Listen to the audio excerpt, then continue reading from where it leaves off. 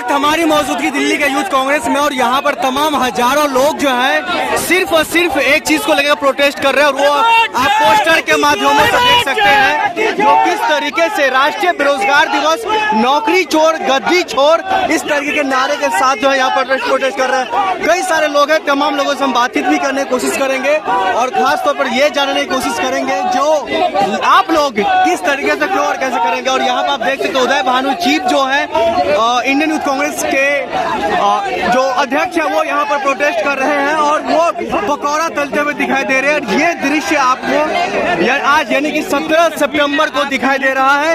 एक तरफ देश के प्रधानमंत्री नरेंद्र मोदी जी का बर्थडे सेलिब्रेट किया जा रहा है भारतीय जनता पार्टी के ऑफिस में, तो वहीं दूसरी तरफ कांग्रेस के दफ्तर में इस तरीके का दृश्य आपको देखने को मिल रहा है। कैसा क्या आपको कैसा क्यों लग रहा है जो वोट पहले वोट चोर गद्दी छोड़, अब नौकरी चोर गद्दी छोड़, नौकरी चोर गद्दी छोड़ का इसलिए नारा दिया है हमने।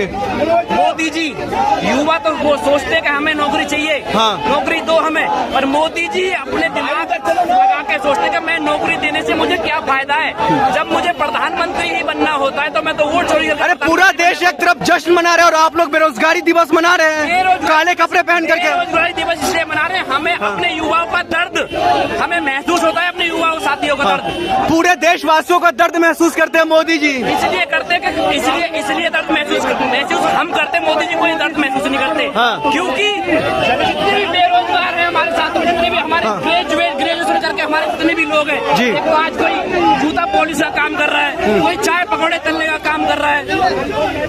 फोन आया था रात में, कह रहे थे कि मेरे दोस्त ने बहुत अच्छा काम किया, रूस यूक्रेन का युद्ध रुकवा दिया। ट्रम्प जब टैरिफ लगाते हैं भारत पे तो मोदी जी एक शब्द नहीं बोल पाते।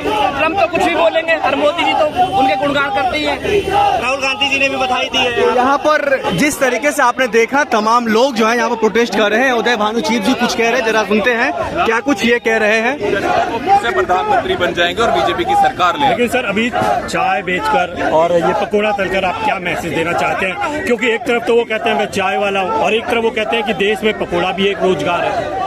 देश के में अगर पकोड़ा एक रोजगार है, अगर देश में चाय वाला भी एक रोजगार है तो ठीक है, जो लोग चाय बेचते हैं उनका सम्मान है और वो एक व्यवसाय है, इसमें कोई दो राय नहीं है। लेकिन जो बच्चे पीएचडी कर चुके हैं, इंजीनियरिंग कर चुके हैं, उनसे भी अगर यही काम करवाना है तो पहले उनके माता पिता को बोल देते, लाखों रुपए खर्च करके उनकी पढ़ाई पे खर्चा नहीं करते।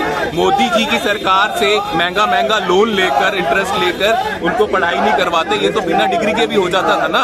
और दूसरी बात, इतना ही अच्छा अगर उनको फिक्र है युवाओं की और उनको बोल रहे हैं सभी पढ़े लिखे युवाओं को, तो जय शाह को क्यों नहीं दे रहे ये वाली नौकरी। जय शाह को कभी आईसीसी का प्रेसिडेंट बनाते हैं, कभी बीसीसी का प्रेसिडेंट बनाते हैं और जितने बिजनेस चल रहे हैं वो अलग, तो वो नहीं है क्या देश का बेटा? उससे अलग पार क्यों है? पूरे भारत के युवाओं को आप बोल रहे हो पकोड़े तलो और जय शाह को बोल रहे हो कि आईसीसी देखो, यहाँ बड़े बड़े लोगों के साथ देखो, दुबई में शारजा में मैच देखो।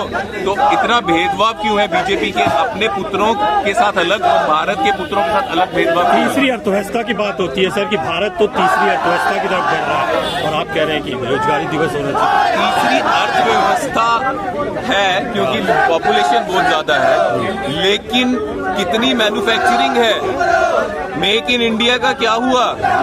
आज 99% प्रोडक्ट्स जो है चाइना से आ रहे हैं, भारत में सिर्फ असेंबलिंग का काम हो रहा है, सब कुछ चाइना की गोद में डाल दिया और अब बोल रहे हैं कि जीडीपी या अर्थव्यवस्था कैसी है।